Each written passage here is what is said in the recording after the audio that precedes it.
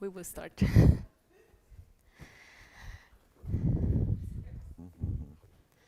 So, welcome everyone. Good evening everyone, and a warm welcome here at the Democracy Tower. My name is Stephanie Schüppach, and I'm the Deputy Director of the Polit-Forum Bern and the Curator of the Democracy Tower. Thank you for joining us here at the Tower and also for joining us online in the live stream. And yeah, I'm glad you found the new space where we're going to have the talk. Oh, now we have some more light, which is also nice. So yeah, we announced the talk tonight at the Alps because we do this discussion tonight as part of the exhibition at the Alps about Greenland.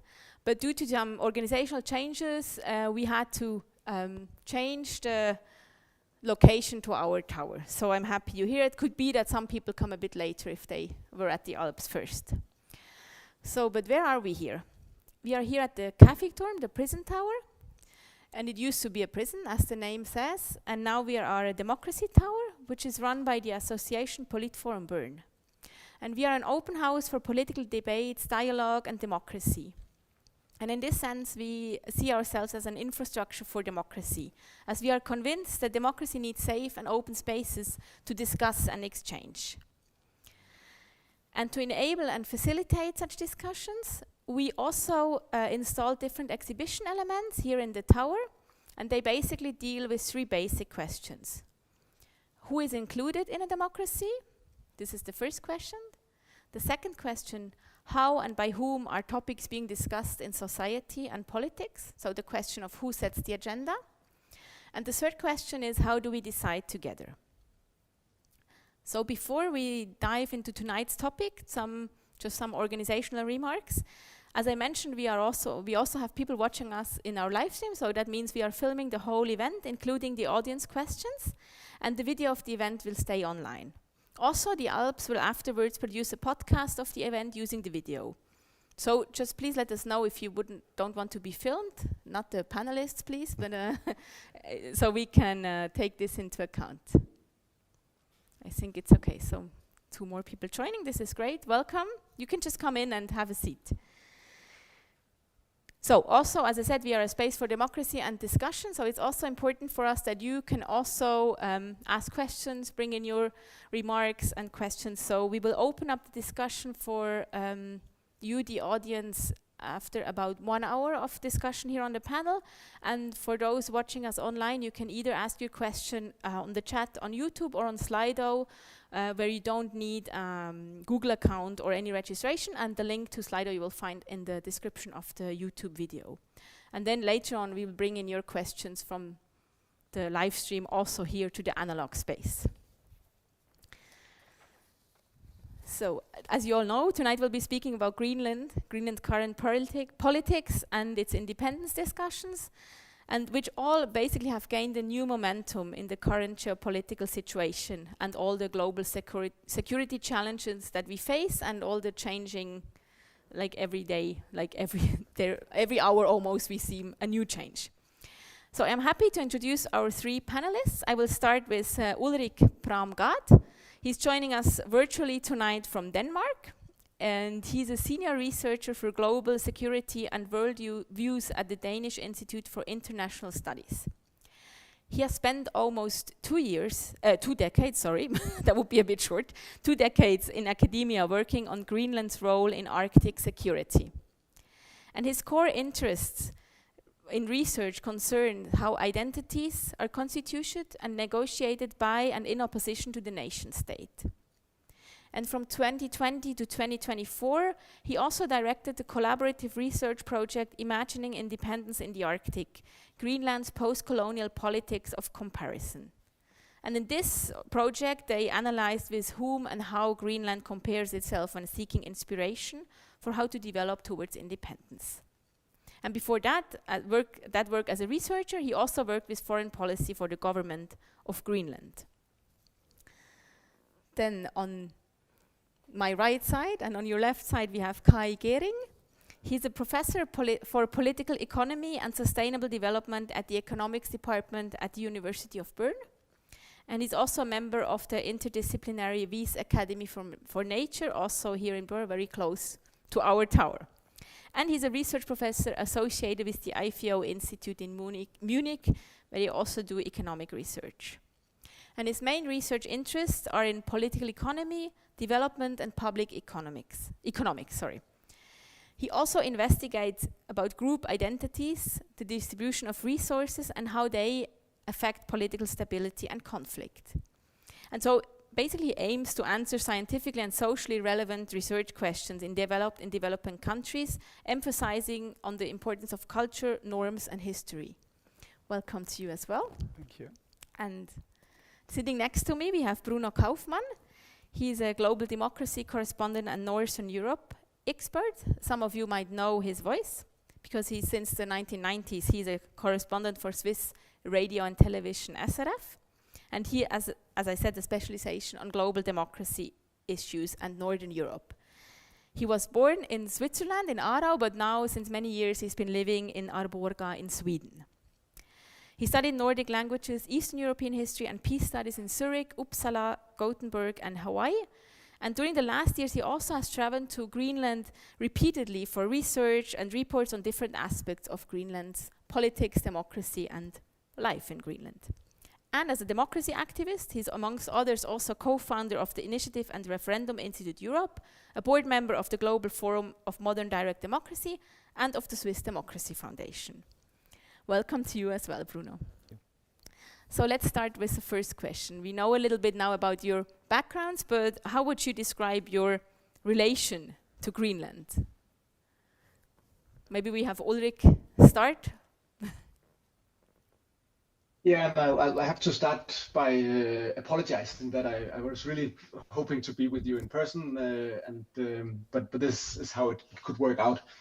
And I should also say, if technical stuff doesn't work, I do have a separate meeting thing open, so let me know if it doesn't work like this. I was parachuted into Greenland, well, I think by now 30 years ago, almost 25 years ago. I was hired with my bachelor's degree in politics. Oh, now we can't hear you. First technical problem. Let's check. Okay, you're back. Now? Yeah. I don't know what happened, but it sounded fine here. I was hired in 1998 as a personal assistant to the top civil servant in the government of Greenland, without really having any prior knowledge. And in that sense, I was both a solution, because there were not enough Greenlanders with an education, but I'm also in that sense a part of the problem at that time, because there was a lot of people like me coming in from Denmark without really having any knowledge about this society. So I worked there for 4 years, and then I've been trying ever since to understand what it was that I was doing by engaging analytically and theoretically with that. Thank you very much. Who wants to continue? I can. Hey Ulrich. I was there 4 years before you.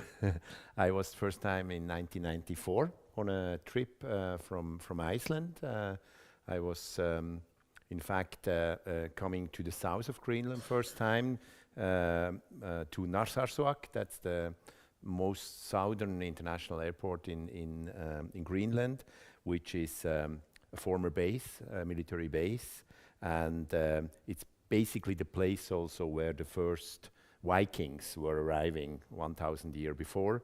Erik the Red, and you know, he was from Iceland, and he wanted to get more people coming to Greenland, and so he when he was telling about Greenland, he was saying it's very green, it's very nice, so come and move here. It was one of the first fake news, but in fact Greenland was greener at that time. It was warmer than later, so maybe he was also a little bit right. And this was also the place, in fact, in the south of Greenland where then the later Vikings moved forward to North America. We know now that they were far before Columbus in the United States or in Northern America. But this place, this southern Greenlandic place, was for me very impressive to come there, because we arrived there on National Day of Greenland on the 1st of June, the longest day also, and their National Day celebration was a football game, everybody against everybody, and we were part of the game. So it was very inclusive and very welcoming. And after that, I mean, at that time, I already reported for the Swiss radio and also for Tagesanzeiger at that time, and I made reports. I learned how difficult it is to travel in Greenland because there are no roads. So we had to fly by helicopter, and the luggage wasn't arriving. So it was really an impression about this is a big country, few people, and it's not easy to travel around. And since then, I have had the privilege to go to Greenland every second year, I would say, and to discover different parts. Maybe two just reflections about that. One was that I was invited sometimes by the Foreign Ministry of Denmark to come to Greenland for like a media trip. And these trips were quite shocking to me because at that time, the Danish officials accompanying us were not really sensitive to Greenland and to their interests. So in fact, we were also a problem, like you said, Ulrich, in a way, this kind of not very easy approach by Denmark to Greenland, which still today haunts the relationship. But maybe the most impressive time I had in Greenland was when a new airport was opened in the north, in Qaanaaq, which is north of the Thule Air Base. This was the first time you could fly there. But when the weather is bad, you can't move from there anymore. So I was stuck there for about 2 weeks in this most northern place populated in the world. And what I learned there was also very impressive because the people in Qaanaaq, in the north of Greenland, they don't speak the same language as the other people in Greenland. So, for instance, their teaching materials weren't anything value. And also all the teachers were on a polar ice hunt. So they asked me to come to the school and to keep the pupils in order, and I couldn't talk to them. The only thing was that we had a map and we could show to different map things, and it was very impressive to me to be to this place. And after that, I had many different trips to the east, along the coast. So I'm not in a way, I really don't know Greenland so close, but I have seen a lot, I would say. Yeah. Thank you. Kai, were you also a problem in Greenland, or like the two others, or a part of the problem? Or I guess I was never a problem in Greenland, but partly that's my problem in the discussion because I'm the only one who hasn't been to Greenland. But why am I interested in Greenland? Well, as a researcher, I'm interested in geopolitics and conflict. I'm interested in resources and resource distribution, and I'm interested in group identities. And Greenland is interesting in all these three dimensions. It has a very interesting, and we all became aware of that, very interesting and important geopolitical position. So we have Russia being interested in it, China being interested in it, Europe and Denmark being interested in it, but having neglected it for a long time, and we've now the US and the new US government being interested in it. So that makes it geopolitically very interesting, and I'm sure we can discuss about this. And then it's interesting regarding its resources, which so far still are largely potential resources or suspected resources that might become more reachable and available with climate change, but they are relevant for Greenland and Greenland's politics, and they're potentially attractive for a lot of other external countries. And then finally, I'm interested in group identities, both also the formation of group identities and the struggle between a region and the central state, but also how external threats are influencing group identities. And for instance, we're showing that group identities are nothing fixed, but they're really depending on which topics are salient, but also related to actually economic dependencies and resources. And also in that regard, I find Greenland a very interesting case, and very much looking forward to the discussion with the panelists here. And your questions, of course. Thank you very much. I also think we have here a very nice panel with different perspectives and backgrounds. And so, Kai, you already mentioned a little bit, Greenland has been more and more in the focus or interest like throughout the world, not only because of the exhibition at the Alps, but mainly due to its geographic location, its resources, and the growing geopolitical importance. So one could say that in the context of heating Arctic, both literally and figuratively, Greenland is a focus of now geopolitical competition and growing confrontation also of major powers, as just mentioned, such as the United States, Russia, or China. And so the island has a high strategic importance due to its proximity to the emerging Arctic shipping routes, its strategic location in relation to security and defense activities, but also to its vast untapped natural resources. And so, as all of you probably heard, US President Donald Trump announced that he wants to purchase Greenland for some reasons that he thinks it's important for safeguarding US national security and also for countering the growing influence of China and Russia in the Arctic.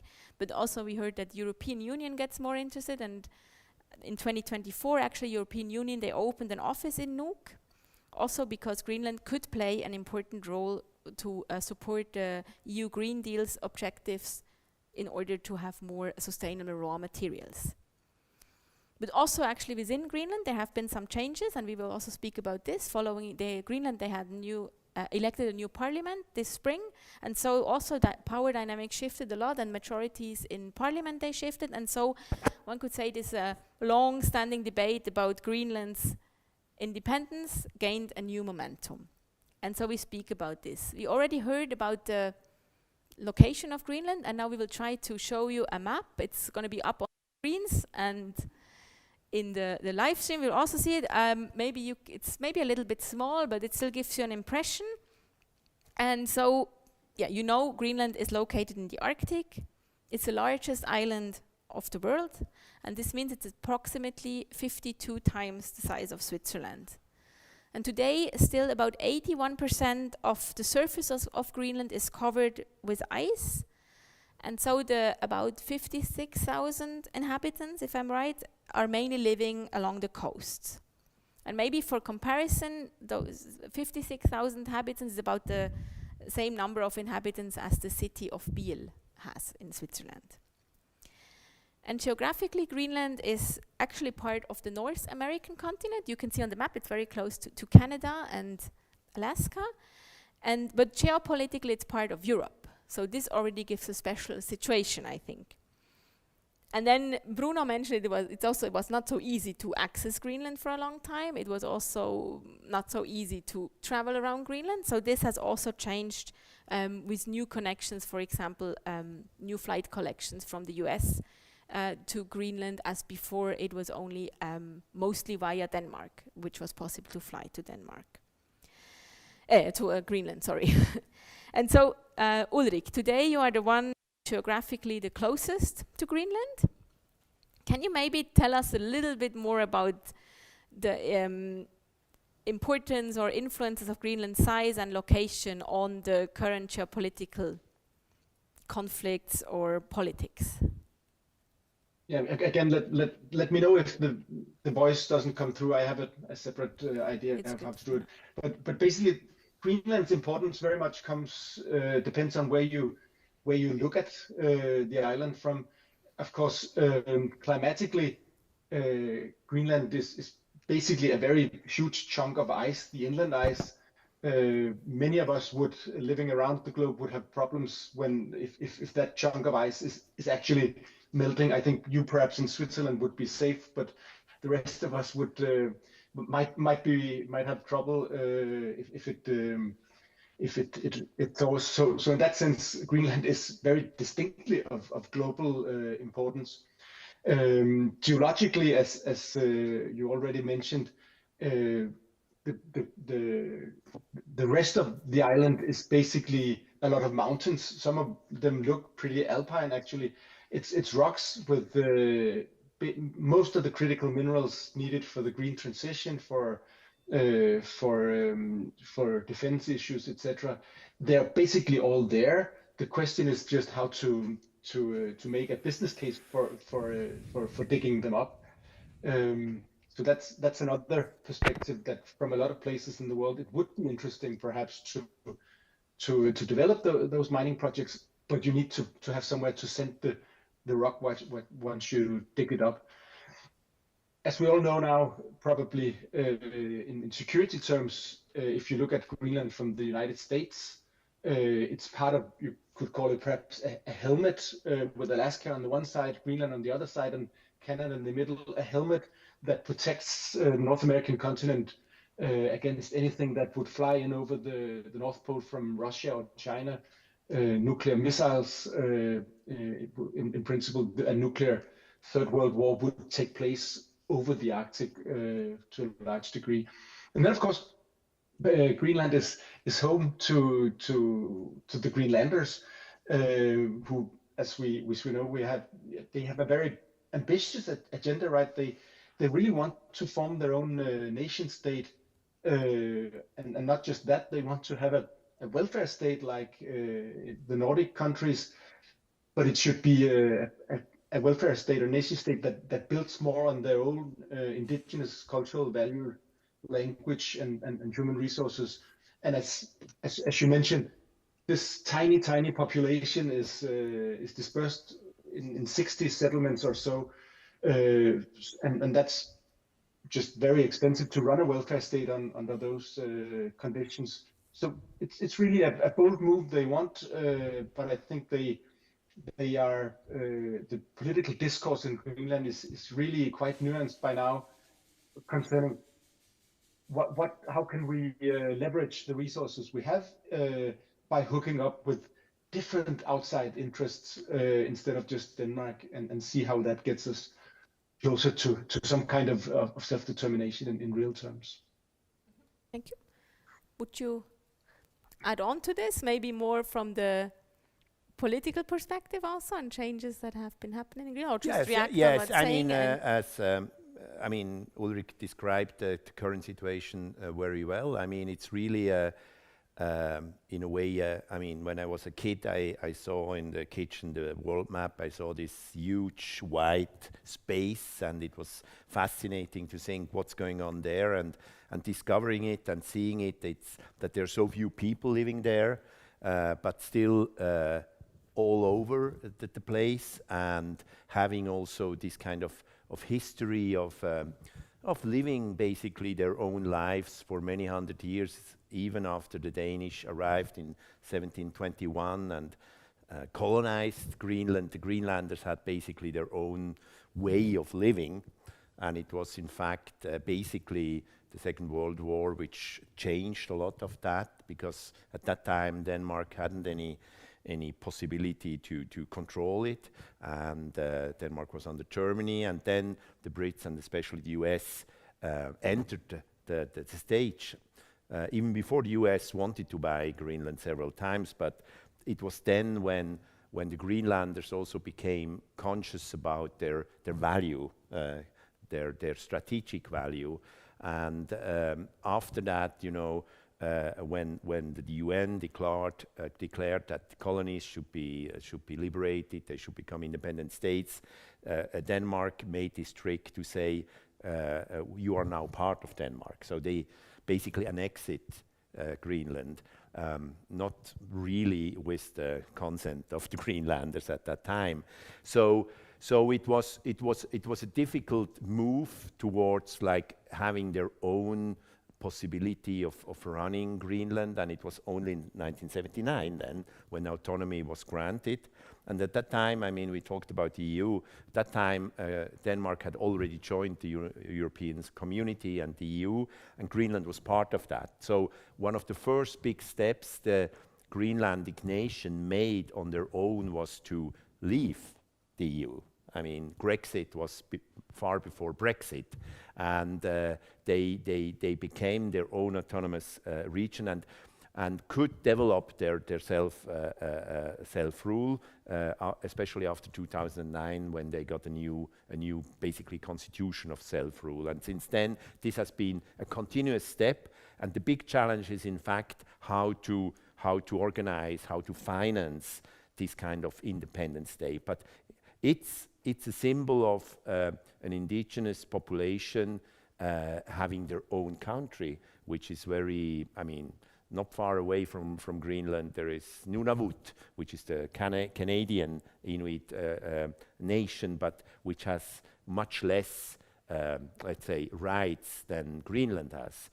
Last year, I had the first time the possibility to fly directly from Nuuk to Iqaluit, which is the Nunavut capital. And in Canada, they said to me that Greenland is our future in a way. I mean, what's going on in Greenland, that's like 20, 30 years ahead of us. So for many people in the world, especially indigenous people, Greenland is also a role model today. And what's going on now is, of course, therefore also a big interest, not just for the big powers and the world audience, but for Inuit people all over the world. And you just mentioned, or the question how to finance the independence or welfare state. This brings me to the economist on the panel, maybe. So what would you, from an economic point of view, how do you maybe evaluate the current situation in Greenland, or what challenges, or what? I do think this is very important. I mean, there's of course political desirability and then also economic reality in a sense. I mean, if you can think of the success of an independence movement, think of a fire. You might think of identity as igniting the fire, but how strong the fire burns and whether the fire can be sustained depends on whether you have some fuel or some wood. And you can think of that as the economic reality or the resources that a region or a country has. And we've looked at this around the world, many independence movements, and you can look at this in terms of absolute resources and relative resources. And both matters, and I can explain what that means. Absolute resources, you can think of it as like, do I have enough to finance core, what we call public goods? For instance, defense. Do I have in absolute terms enough revenue to finance really core aspect that a state needs to provide? And that is important. Of course, that's crucial. And for Denmark, for Greenland, I think that crucially will depend on these future resource projects and how much revenue in terms of taxes and royalties that will really bring to the Greenlander state. But then there's also a desirability aspect. Of course, you might say, how much do I actually get out in terms of net contributions from the larger entity I belong to? In this case, how large is the grant I get from Denmark? And how much am I actually contributing? And when there I look at the reality in Greenland, it's still that, correct me if I'm wrong on the numbers, Denmark is contributing roughly 500 million euros to Greenland every year. That's about 50% of the government budget of Greenland, 50%.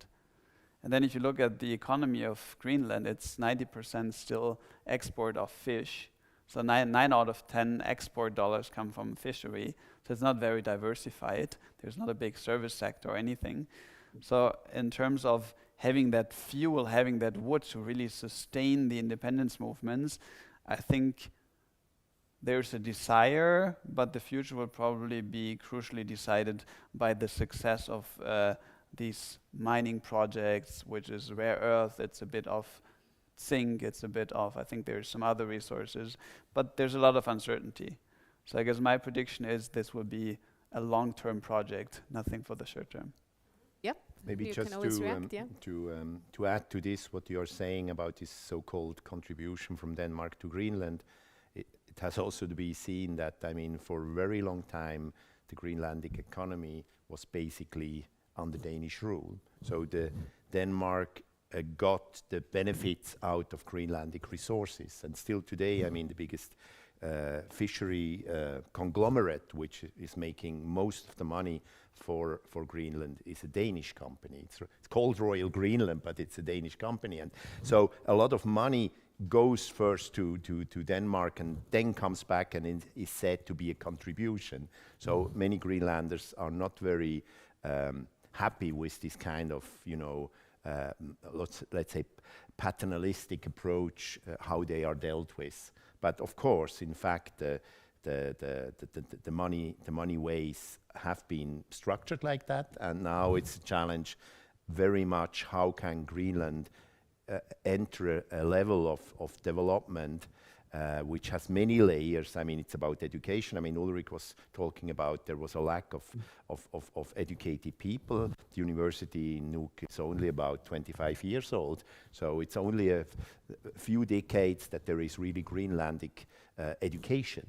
And many things have been made. I mean, between 553 and 79, Greenland was basically part of Denmark. and it wasn't supposed to really promote Greenlandic language, etc. So it's a very short time that Greenland has been able to really develop their own institutions, their own education, teachers, and still today, when I'm in a school in Greenland, many of the history books are Danish history books, you know.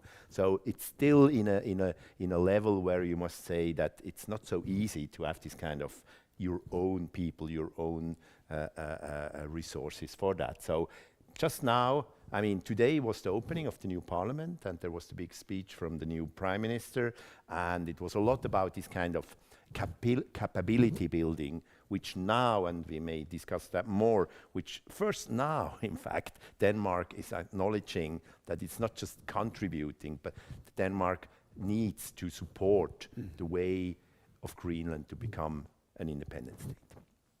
I see Ulrich also wanted to add or react. Yeah, I'd like actually to complicate life a little bit, because I think, you know, Greenland basically took over responsibility and for all their domestic affairs, including actually the Royal Greenland fishing conglomerate. So that's basically a Greenlandic owned company by now. The thing is that they still need to get the fish out of Greenland. They send them to Denmark, and they are then shipped on to be processed in China and Poland and Germany and other places. But it's basically the Greenlanders that's been trying to develop their own fisheries sector, some government-owned, some private companies, since the 80s. And in that sense, they've been negotiating among themselves what is the most important value that we want to get out of this resource. Is it just revenue for the state budget, or do we also want to use these resources to create jobs along the coast? Because in most cases, it'll actually be more efficient just to have a large trawler pick up the fish, freeze it, and send it to China right away. But we need also to have jobs in all these settlements. So that's a discussion in Greenlandic politics. And we're basically seeing the same discussions now around tourism. You know, we have these new airports that are potentially bringing in a lot more tourists. Already there's coming a lot of more Americans. But there are discussions now, who should make the money from these tourists? Is it, you know, the government-owned hotel chain that's part of Air Greenland? Should it be investors from outside Greenland that are allowed to build hotels and do tours? Or should it be individual local tourist agents in each place? And the same debate in more theoretical terms concerns mining. That is, should we allow someone to come in from outside and make all the money and decide, in a sense, the future of these communities, or how do we? What should the rules be for these investments? So there's a lot of potential, but there's also a lot of conflict within Greenland of how to develop these different resources. But again, as Kai said, the only thing that really contributes at the moment, that's fisheries. And then some Greenlanders actually argue that what we get from Denmark, it's not just a subsidy, it's money we kind of earn by letting Denmark have access to this strategic position and put it in the service of the US. Kai, you wanted to? I mean, I guess when you look at general British movements, it's also important to understand that there's not just black and white. When usually we think of the options being, I stay with my larger country or entity, or I split apart. But if you look at political reality, that's not what usually happens. I mean, yes, there's South Sudan and some cases, but in most cases, for instance, if you look at Scotland, there are options in between, right? There could be devolution, there could be more independence, there could be more decentralization, which is what we also saw in Greenland. And it's not yet obvious what is the perfect model for Greenland. Because just saying this as from the perspective of an economist, if you have an economy that's heavily dependent on one export good, where you have price fluctuations, and then potentially having a second pillar, which is resource production, which could be great, but then we know resource prices also fluctuating a lot, which means your government revenues might be fluctuating a lot. And then having very fluctuating revenues on the one side, but wanting to finance a very generous Denmark-style welfare state on the other side, that doesn't necessarily add up. So I think there is a lot of uncertainty around this. It doesn't mean it's not desirable to move in that direction, but I think also from a welfare perspective, you actually have to consider what are the options on the table. Maybe just one thing to add, what you also said is on the same questions and issues we have with fisheries, like who's actually bringing in the capital, who's owning the companies. As you said, that's also true for mining. But there the real issue is mining is extremely capital intensive. That means in plain terms you need just a lot of money and you need to take on a lot of risk because mining is really a long-term game. It's the exploration phase, and most things that you explore don't turn out well. Then it's a lot of investment phase, and that can take 5 years, 10 years, and only then at some point will you know what's the quality of the resource that you actually have, how costly it is, and then the prices might have changed on the world market. So it's for a country of 50,000, which means probably a small company that could produce that, it's a huge risk, which probably in economic terms is very hard to finance at reasonable costs. Yeah, I also think it's a question of economic governance. I mean, the idea when you have this kind of resources being available to a country, to a nation, how to deal with it. And I mean, in the Nordic countries, we have different kinds of ways how this has been handled. I mean, when the North Sea oil was discovered in the 70s, 60s, 70s, Denmark and Norway, for instance, choose very different ways of handling. Denmark was giving the license to private companies to develop it and made these companies very rich, while Norway was a little bit slower, but put the money into a state company, and now has this oil fund, which is extremely rich, which I mean makes now Norway a country which the main problem is that it's too rich, not too poor, and they have problems in dealing with that.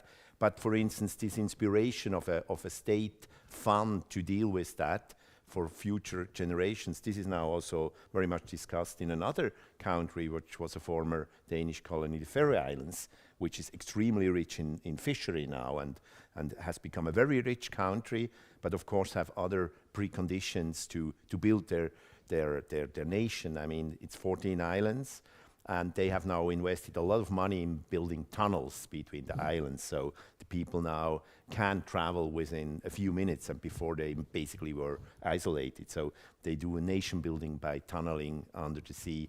That's not an option for Greenland, obviously. That's right. Yeah, so from what I understand, or also when I was preparing for this discussion, like it seems quite complicated, all this process of Greenland getting more autonomy from Denmark also. And Bruno, you mentioned it already, since 2009, there is, with this Act on Greenland Self-Government, there has been actually like more rights for self-determination with Greenland. And so, but for example, still foreign defense and security policy are still actually,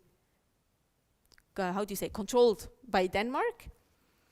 But then again, what I found interesting that in 2024, Greenland, they published this strategy, Greenland in the World, Nothing About Us Without Us. And they say it's also a foreign security and defense strategy. And so I think I would also like to speak a little bit about that. So like, how does this go together when Denmark still has to control over security and defense, but then now Greenland has its own strategy to it. So what does it mean practically, basically, for Greenland? So maybe the question is open to all of you, like, what do you think?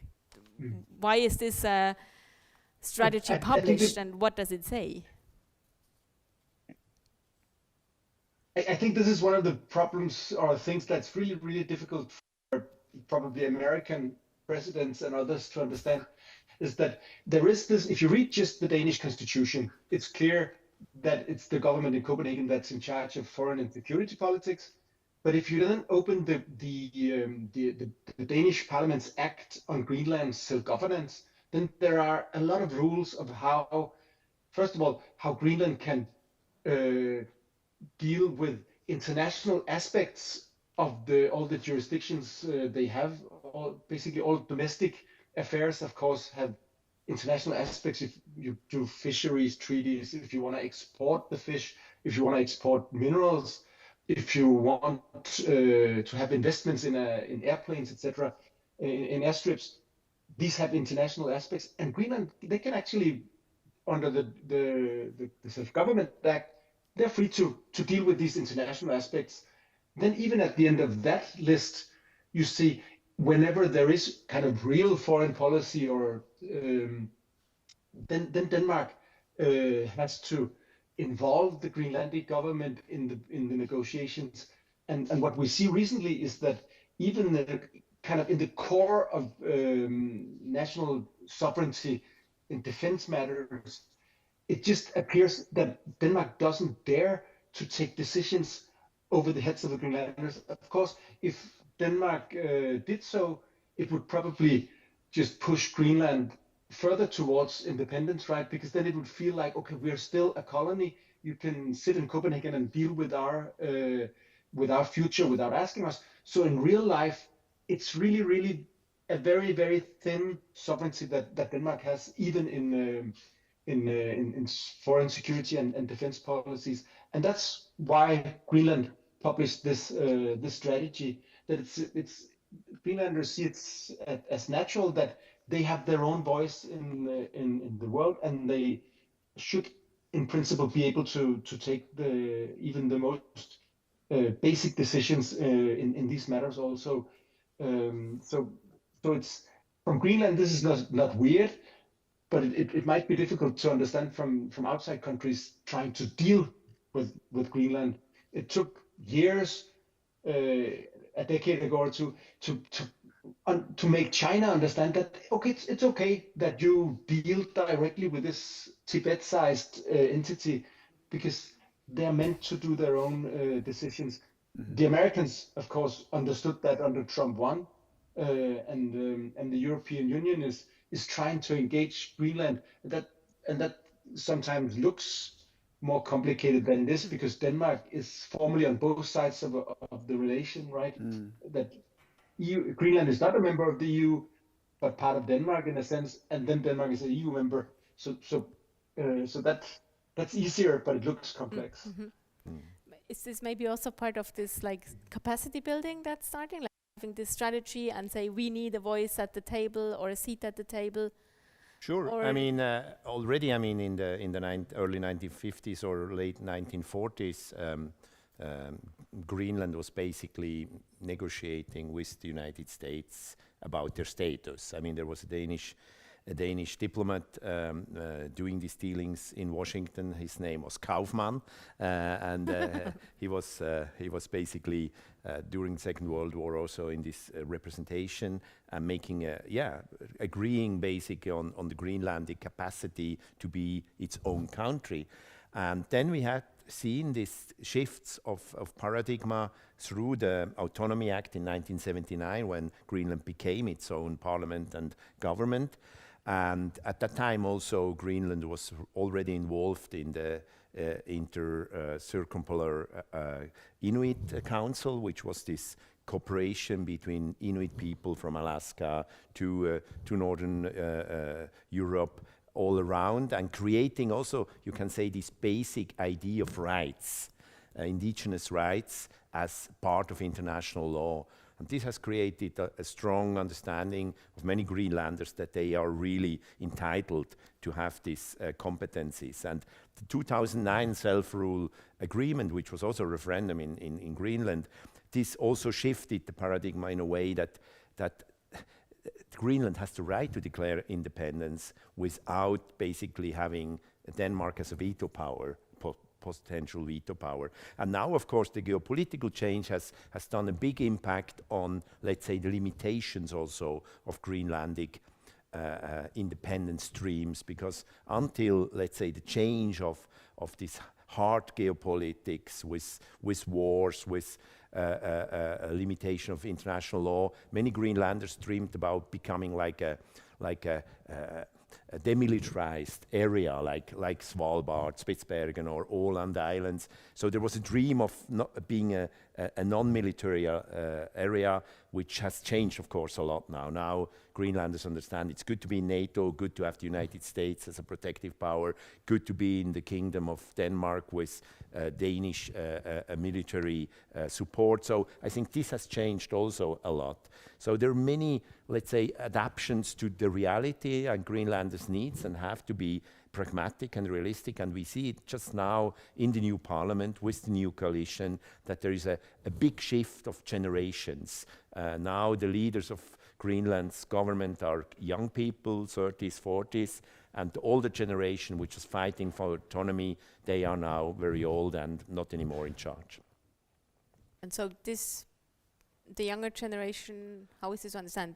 In the parliament now, yeah, I mean now they're looking at like not full independence, but some of them were. I mean, some of them, of course, still had education in Denmark, but many of them went to university in Greenland, in Greenlandic. So you have this new generation of Greenlandic educated people, also having no problem in talking Greenlandic. I mean, formerly many Greenlandic, even ministerial, I mean, Ulrich may remember that, they were not able to talk Greenlandic. And this has been, of course, a big issue, identity-based issue in many ways. And language is an important layer of that. And now, I mean, the foreign ministry in Nuuk, it's such a small team, but they are, I must say, very impressive what they do. They have a delegation to Beijing, Washington, Iceland, Denmark, Brussels. So it's a very small team with a lot of output. And yeah, it's a new reality which has now turned into Greenland. And I'm deeply impressed about what this small population is able to do, and they are really now even leading the Arctic Council, which is, I mean, the Danish chairmanship, but it's a Greenlandic diplomat which is the chair. Maybe you can briefly say what's the Arctic Council? Yes. You mentioned the Inuit Circumpolar. Yeah, that's and the Arctic Council is something. It's a governmental corporation. It's basically all the Arctic nations together around the North Pole, which is obviously the U.S. with Alaska, Canada, then Denmark with Greenland, Norway, Sweden, Iceland, Finland, and Russia. And China and Switzerland are observers. No, I think many very important points. I mean, the geopolitical status has really changed. It's probably a change that will not be reversed so soon, even with a new U.S. government or new U.S. governments, because China is taking a much more active role. We don't know what's happening with Russia. I mean, it's very involved in Ukraine, but I think they still have ambitions in Africa. They still have ambitions in the Arctic. And then suddenly, of course, you realize, well, alone as like a state of 50,000 people, we cannot defend ourselves. And if we're honest, also, like, if China or Russia would have real ambitions, also a state the size of Denmark couldn't really defend the Arctic. So not taking the position of Trump, but I mean, if we're honest, there are some hard truth in what the US government said when they said, okay, in reality, how could you defend yourselves? Of course, we all hope that will never happen. And truth is also, we don't know. So I think that's something that many Greenlandish politicians now also realized. I would personally hope it's also something that Denmark and the EU realized, that times have changed and we have to take a more open position. And I think Greenland, like many countries, it realized it's good to be part of an alliance. Question is, what is that alliance and who's shaping that alliance? Is it just the US, or do we Europeans also have a say in it? Which I hope we will.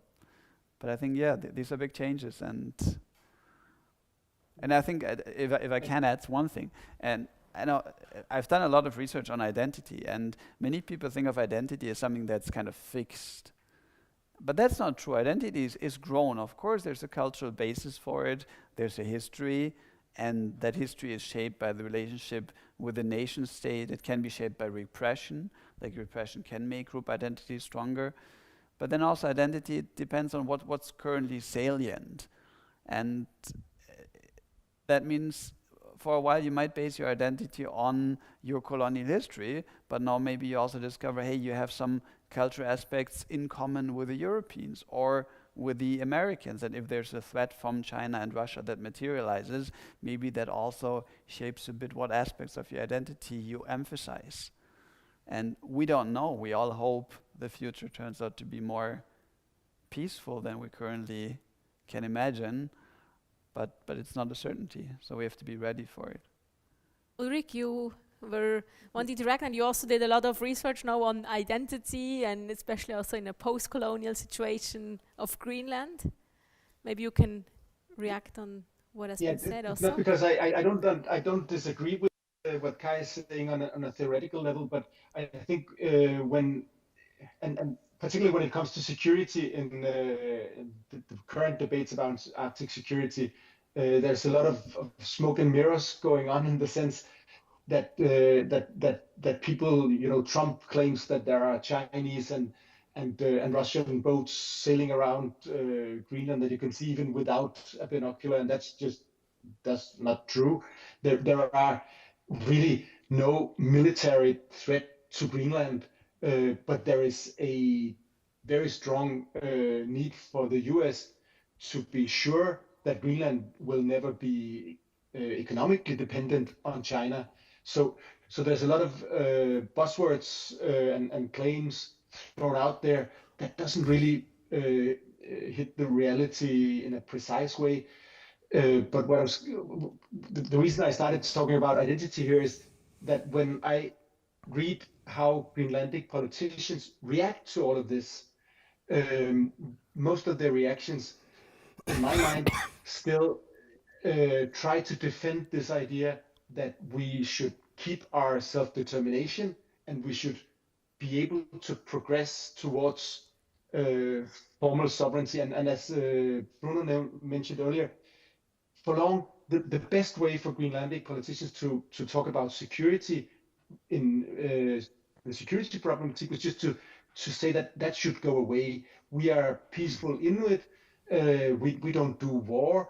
When we will be independent. We will be neutral. We will be demilitarized. We won't be a problem. But then, gradually, as Greenlandic politicians have been more integrated in dealing with security politics, they've been talking directly, particularly to the US, and finding out that, okay, that story, when we say that we will be demilitarized, the US finds that that's actually a threat to their security. So over the last 5-7 years, the basic story from Greenland has been that whatever we do when we approach what form of sovereignty we'll have, we will always be part of the Western Alliance, we'll be part of NATO. We won't tell you to get the US bases away. In 2022, when Putin, his full-scale invasion of Ukraine, it was very important for Greenland to, first of all, agree to all the European sanctions regimes, but then they found out, okay, that didn't really apply to us because we don't have that kind of relation to Russia. So they came up with more sanctions. They stopped exporting fish to Russia and sold off some subsidiaries of fishing companies, even though it wasn't really demanded by the outside. So it's very important for Greenland to say that we are on the right side of history. That's the Western side. We won't be dangerous for U.S. security. And I think the zenith of this story was in the height of the tumult in January, February. The then Greenlandic Prime Minister Mutti Ehde, he was interviewed by Fox News, and he said that, okay, your security is our security. That's basically the most absolute way of saying to the US, you can do what you want militarily in Greenland. We won't provide a danger to your security. And then, of course, the next step, right now, there is a very big military exercise in Greenland. Different NATO countries are chipping in. The French, the German, the Swedes, and the Norwegian all have capabilities and personnel in Greenland. And of course, that's a way of signaling, and the Greenlanders are applauding that now. They are saying, we understand that the only way to low tension in the Arctic is actually by rearmament now. And that's first, it's a way of saying to the US, to Trump, that okay, maybe we think all your talk about Russians and Chinese threatening Greenland, maybe you think it's silly, but if it's important for you, of course, we'll chip in, we'll do that. But also saying that we are together in this. You cannot just pick one out and take Greenland. If you do that, that's a way of killing the alliance, right? You cannot just pick one. If you're picking a fight, you'll actually lose the confidence of all the NATO allies. So by trying to say that we take your Chinese and Russian worries more seriously than we do, we try to tell you that we take you seriously, we want to chip in, and the Greenlanders accept that, because if they didn't accept, the US wouldn't accept Greenlandic self-determination. Yeah, I mean, I share this assessment, and it's the big disturbance is, of course, that at the same time as Greenland is adapting to that and accepting this kind of reality or this kind of perspective within the NATO, it's of course extremely disturbing that within this NATO you have one side, the United States, talking to the other side in NATO, which is Greenland and Denmark, that we are ready to take you over if you don't behave, if you don't invest. I mean, the question to Trump about would you even be ready to take Greenland with power has been, of course, not a very friendly signal to Denmark. And for the Danish government and for Danish Foreign Office, this has been a quite challenging time since Trump did that. And what we can see now is a really a new way of how Denmark and Greenland are looking towards another. I mean, Mette Frederiksen, the Prime Minister, she was already before maybe the most understanding and open leading politician in Denmark vis-à-vis the Greenlandic approach to independence and to self-rule. And she has been very, very eager to adapt to that, to make the Greenlanders feeling more at home with Denmark. And I mean, next week in Nuuk there will be a big ceremony where the Danish Prime Minister and the Greenlandic head of government will do this ceremony about saying sorry to the people who have been, a part of this program to make the Greenlandic women not able to get children, which has been a big issue, and which has for a long time seen a discussion about how can these people be compensated, and there are court cases going on. So what we see now is in real time that these changes are moving the way of how also Greenland and Denmark are dealing with each other very much. And of course the last election was very much an expression of that people could understand we need to approach these issues in a different way than before Trump made this kind of not very friendly approach. So, did you not hear us, Ulrich, now, or there was some problem? There's a very, very bad sound from, I think it's only when Bruno's talking, but I'm not sure. Sorry. Maybe my English is disturbing the mic. Yeah. Oh, it's your Greenlandish. Yeah. Okay, no, we hope it will be better again. Our technician has maybe a check. And so, yeah, we were speaking just about the identity, and maybe also from what I hear now, it was that it seems like Greenland is also getting more power for their interests now, being in all this different kind of aspects of interest from the outside, so they can get maybe a stronger position in their way to sovereignty and independence. Have you seen this in other contexts maybe of independence movements, Kai, that how external factors maybe add on to the independence movements, or how would you compare maybe Greenland? Maybe even more general, geopolitically, of course, it can be a political advantage for you as a country or government if several other bigger powers are interested in you, be it due to resources or your geopolitical position or some other issue. So we know this from studying, for instance, countries that receive development aid. Usually there are some conditions attached to aid, but if you have many countries who all want to invest or give aid to your country, there are on average fewer conditions attached because they all want to help you, which of course mean they all have a strategic interest in your country as well. So I think generally it can be an advantage for Greenland. I think it was, and it was perceived as one, but of course that doesn't have to hold true in a war where you have big powers who see each other in competition, right? Because it might be when really the competition geopolitically between China and the US is intensifying, that could mean it's just not acceptable to, for instance, take Chinese investment. And I think that's what we saw a bit, where also Denmark was pushing back, the US was pushing back.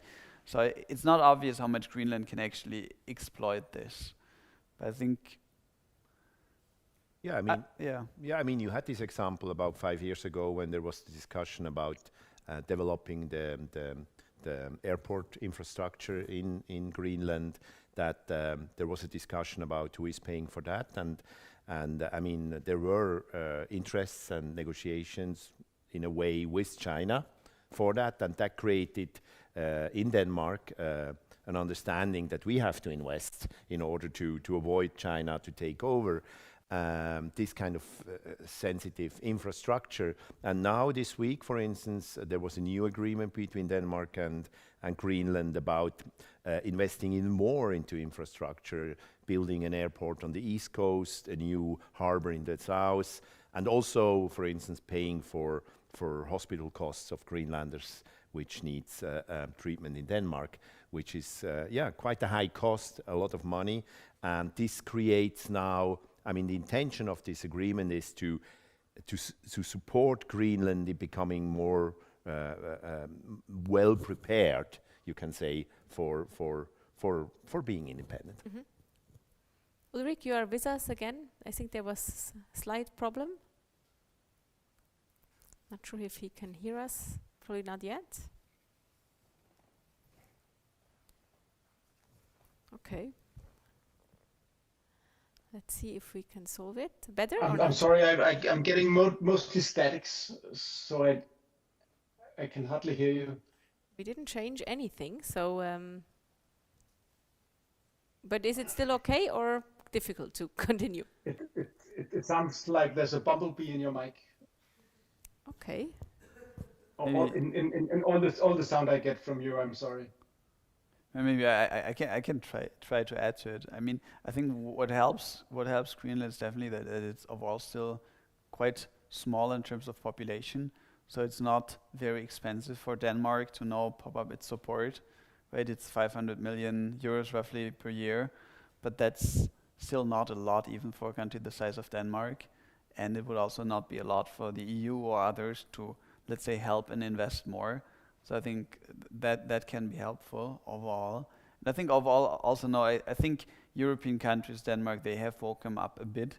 They have also internalized that you need to have a geopolitical strategy, that you need to invest in security, that you need to strengthen your alliances. So I do think in that respect, that is very positive for Greenland. What it means for like full independence, I think that's hard to tell, but I think it's definitely generally a good thing for Greenland. Yeah. Ulrich, is it better or? Okay, we try to open maybe some questions from the audience. I've only got statics. Whenever one of you speak, it sounds like, so I can't hear you. Okay, let's see if it works with the questions from the audience. We open up now. Let me maybe go to them.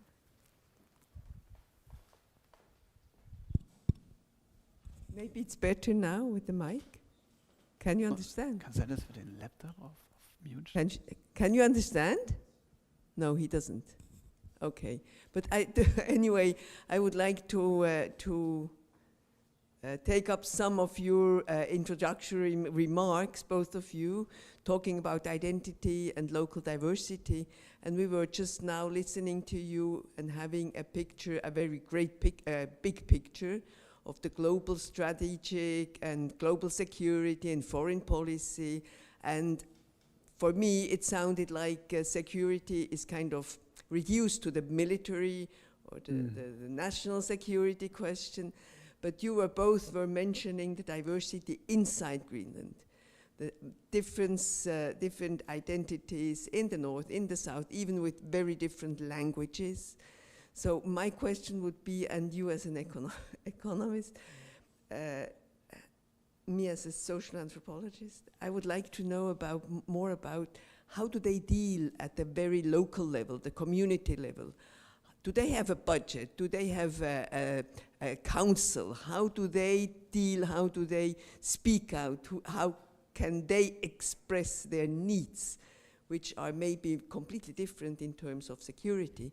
Their security needs are probably different than the defense from the United States. So I think it must be also tackled like a contradiction or a field of tension between the local identities and this national identity challenged also by the new situation, global situation.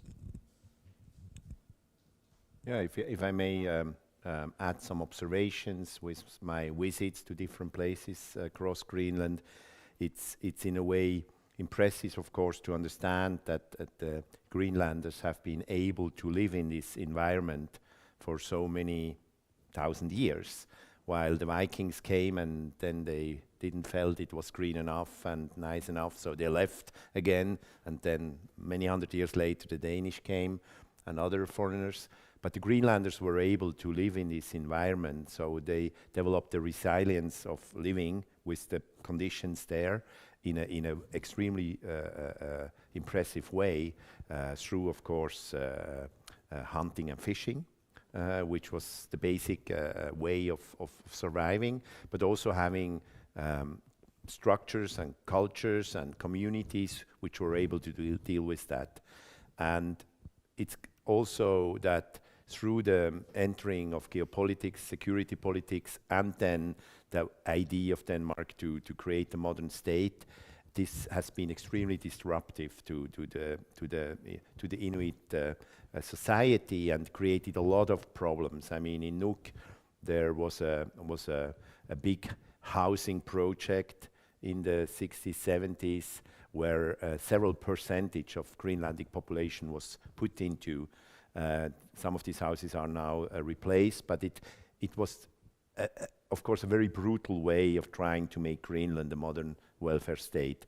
And today, you can say that this kind of challenges and problems are still very important. I mean, we have a certain modernity and elite in especially the capital, which is growing. So 1/3 of the population now lives in Nuuk and environment. While many smaller places, they are struggling with this kind of ability to finance themselves and to have enough money. Many Greenlanders are very poor. They can never travel. I mean, traveling within Greenland is expensive. Going from the north to the south is much more expensive than traveling from Nuuk to Copenhagen or New York. So these people cannot, in a way, take part in this kind of modernity. At the same time, their possibilities to develop their own modern ways of living with tourism and all these kind of things is very limited. So there's a lot of challenges coming into the Greenland with tourism, but also, I mean, in Nuuk now there is a lack of manpower for all these new projects. So there are a lot of, you can say, immigration now from countries like the Philippines or Thailand coming into Nuuk. So you have, in a way, this kind of globalized place, and then you have really like the very traditional old places along the coast. And this is a challenge for a country which is so huge. I talked about the Faroe Islands before, that they were able now to create something like a nation state through their infrastructural thing, so they can interact in a way which Greenlanders cannot, and I guess will not, even if the internet, I mean, when I was there in 1994, they just have got TV. I mean, before there was like the news programs were sent by ship, by cassettes, or by helicopters. So it was a very different kind of life, which has changed and is a big challenge. Yeah. I guess he's the actual expert on Greenlandish identity, but I can say something more general about it, and I think that has some insights for Greenland. I guess, I mean, the way we generally think about this is, why do we have a state? One of the key reasons for having a state is that you want to provide public goods. It could be defense, but it can also be welfare, it can be infrastructure, and there are big economies of scale, which is why it's a public good, because it's better if we do it all together. If we would all do it individually, we wouldn't have any roads, we wouldn't have an army, we wouldn't have a welfare state. But then, of course, the problem is you need to agree on this. You need to agree, and you also need to trust the others that this works. And this is where preferences and identity comes in. Like we see that states, countries that have a stronger identity usually also have a stronger welfare state. One reason the US has a rather weak welfare state is that it's a very heterogeneous country with a very low trust level. And of course, if you have a very country that's quite fragmented, that has a complicated history, partly different languages, it's way harder to build up the trust, to build up that strong common identity, to then actually agree on the public good provision, on the welfare state.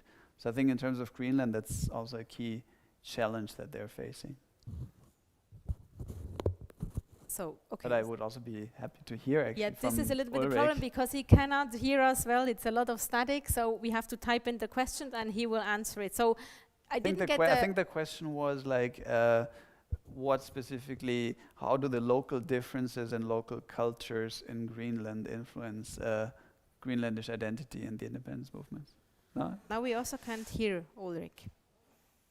Is your mic on? It's also about the social and economic security in the local. My mic which is is I think he studied, but... Okay. Okay, maybe we move on to the next question and then I will type this in. But now Ulrich, you have a problem also, we cannot see you. So it's only your mic's disturbing, mine is fine, apparently. So do we have a next question or maybe from the online viewers? No? And just maybe keep the question short so I can type it also.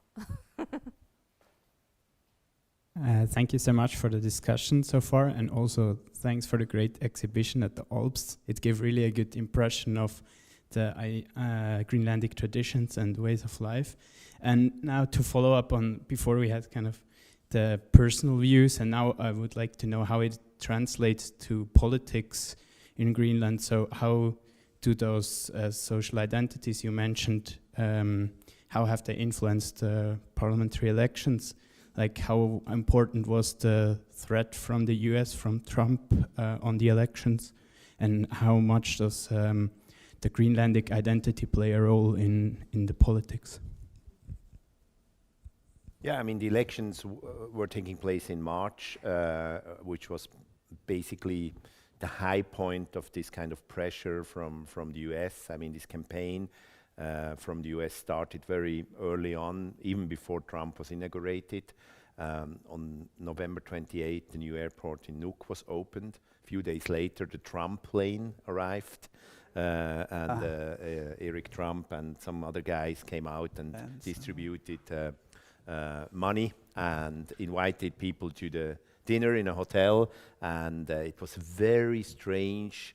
It felt like a very dilettantic way of hybrid warfare against Greenland, and they made some social posts, you know, and it was very, very strange. But at the same time, it started, and this is maybe the big thing of the Trumpian way of doing it, this kind of attentive catching thing, but it's almost a disturbance to what's happening on the ground, because now, since the first Trump administration, there is a consulate, an American consulate in Nuuk, And this consulate has now got the job, we know that from different files from intelligence, to really register people's opinion on the US.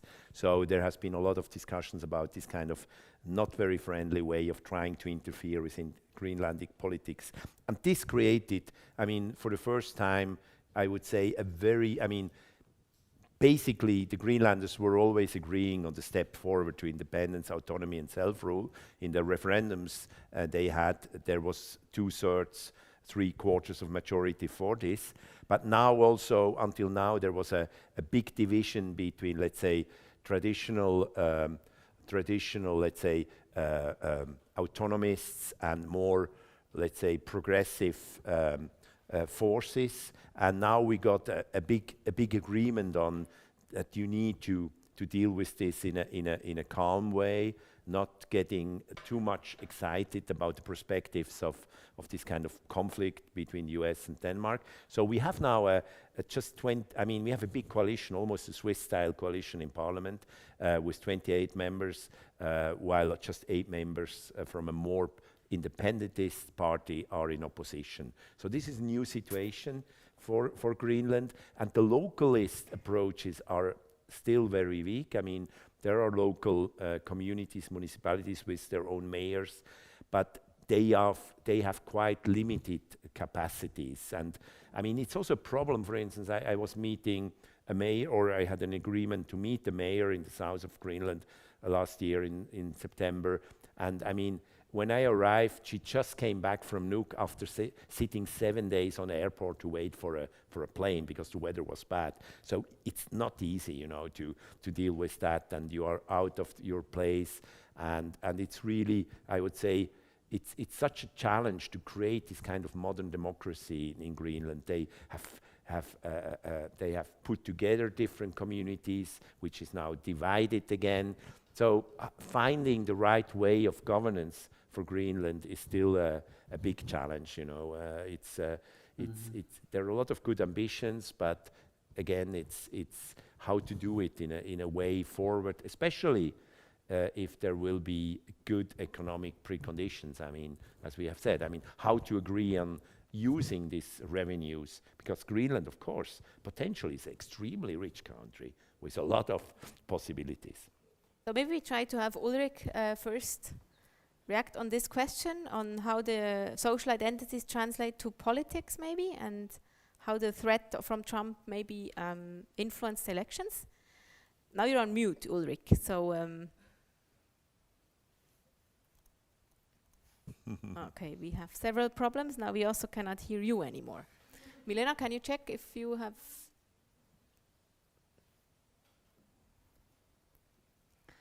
Well...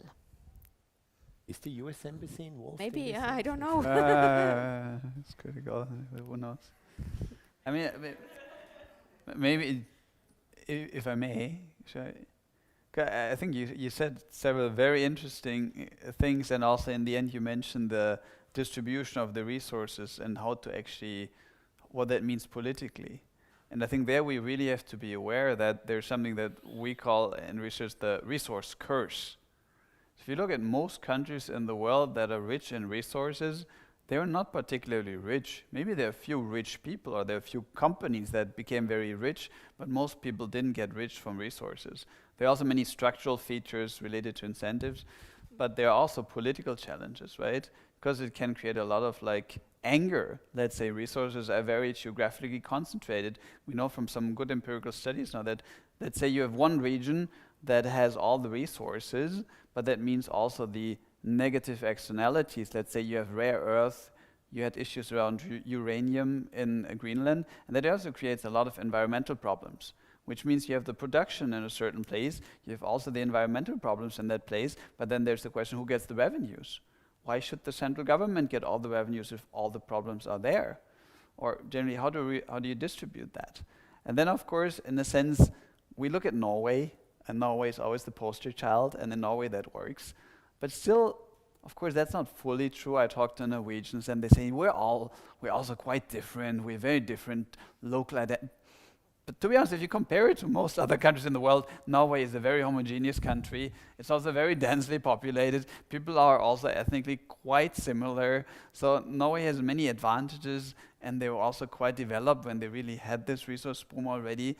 So there are many reasons why things worked out in Norway, but there are also many reasons why they don't work out in many other countries. So I think it's probably advisable if Greenland approaches this with actually a feeling of calmness and patience, and not rushing towards independence, and also not rushing to become rich quickly. So I think that's probably what I, as an external advisor, would also tell them. Yeah. Do we have more questions? I think we need to leave Ulrich out because there's several problems now. But so you two can answer, and he will come to Switzerland the next time. Any more questions? No? Thank you. Bye. So maybe we will round up the discussion anyway, maybe with, we already had some outlooks, what would be the expectations for Norway. So Greenland. Sorry, now I am in Norway. I was just in Norway last week, and that's where we met. So, okay, sorry, now I'm getting confused as well. I apologize. And okay, so now what would be your outlook for Greenland? Like, we had the different aspects now heard from all of you. Yeah, I mean, one sentence or two sentences. I mean, one very interesting, I think, perspective is now that in Greenland and also in Iceland, in fact, there is an idea that the issue of European Union membership should be re-evaluated.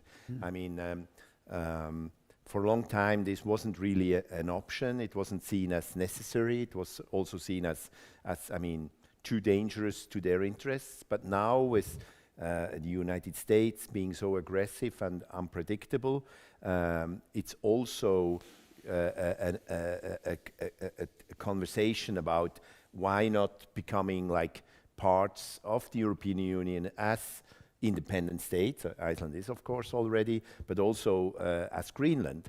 So being involved, I mean, in the Danish kingdom, like, I mean, there are other examples where you have this kind of free association under a king, and I think the Greenlanders are not really against the king of Denmark. He's very popular there. So I could imagine that there is one of the strategies that Greenland is maybe re-evaluating its leaving the European Union under these circumstances, especially because Iceland will have a referendum in 2027 about opening negotiations. And if that would be a yes, and Iceland is something like a role model for Greenland, I think that could be a conversation, and bringing Greenland more close back to Europe, while it, of course, remains where it is. Yeah. And Kai? No, I also think, I mean, if you imagine you have 3 badly behaving bullies in the room, suddenly the big guy, the big calm guy in the corner might not appear as bad anymore. So in that sense, if you have China, Russia, and the US all engaging in their power politics, I also think relationship with the EU and Denmark mostly being seen here as a part of the EU, that would probably be crucial and maybe become a more interesting strategic option for Greenland. I also think for the European Union that would be good. So I hope we're also smart in dealing with that and not trying to now think, oh, now they have a strategic interest in us, but rather approaching this from, let's say, not a paternalistic, but a cooperative perspective, where we really say, how can we help Greenland become stronger politically with regard to state capacity, but also maybe to developing these resources that we also need for our energy transition here, for instance. So I think there are mutually beneficial options on the horizon, and I think if Denmark, the EU, and also Greenlandish politicians approach this in a calm and cooperative way, maybe also discovering actually there is a somewhat joint identity compared to the others, to these bullies outside. Maybe there's also a chance in the current geopolitical tensions. Maybe just one more about this situation. It's, of course, we are always talking now about the United States and Europe, but I mean, the closest neighbor of Greenland is Canada, Nunavut. As the connections now have been reopened, that you can fly from Nuuk to Iqaluit in Nunavut, it's just less than 2 hours. And I was on one of these flights last year, and it was very impressive that, you know, in this plane there were many people saying, you know, my family is living in Nunavut, we speak the same language, we can understand each other, and for decades we were forced to travel basically around the world, first to Denmark, then somewhere in Europe, to the United States, Canada, to meet your neighbor, and now it's reconnecting. And these kind of connections, I think, are very important for the identity of a future independent Greenlandic state. Yeah, thank you. So last try, Ulrich, for your outlook, if we can hear you or not. No. We can't hear you. Poor Ulrich. Can type it in the chat if you like, or otherwise we see you next time in Switzerland. So let's wait. If he types something in the chat, I can bring it in. So otherwise, I thank you very much for coming, for joining, despite all the technical problems. And I thank you for listening and your questions. And again, I apologize for the technical issues. Usually this works quite fine, but today not. So, okay, he will send a conclusion. We will try to share it. And so for the people who joined us here, we have a little sweet thank you, like our Are stones or tower stones. Ulrich, you can pick one up next time. So you need to come. Yeah, intention. We need to have another talk about Greenland. So the video will stay online as already mentioned. And so for the people here, we invite you now to continue the discussion in the analog space of the Democracy Bar, which is 1 floor below. And for the people watching us online, I say goodbye to you. And to round up the evening, let's have an outlook on the program here at the Tower and then also afterwards at the Alps. Here at the Democracy Tower, we have an ongoing exhibition on AI and democracy, and the question, what kind of future do we want for our democracies or societies when artificial intelligence is gaining more and more importance. And also, so on October 8th, we're going to have a discussion about the influences of AI on culture and cultural production.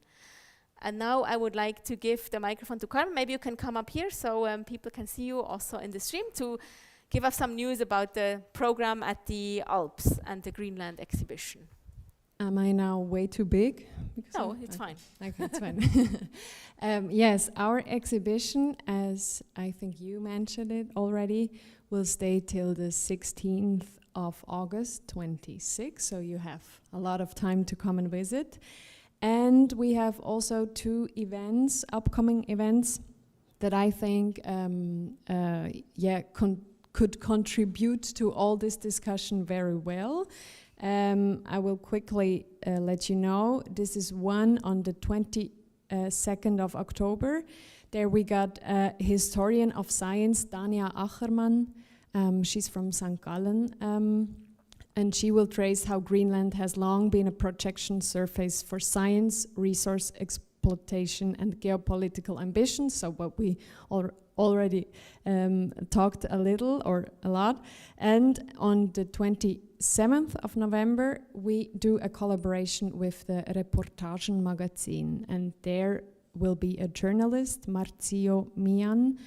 And he is, I think, right now, currently in the North Water, Polinia, if I'm saying it right. And he will talk about this and let us know, what he's researching. I think that's everything from me. Thank you very much, Carmen. Also for the great collaboration on this event, and to all of you for coming here, and Kai as well, and Ulrich for joining us online. And also next time we hopefully have you here in Switzerland. And so now I wish you all a nice evening. Thank you very much.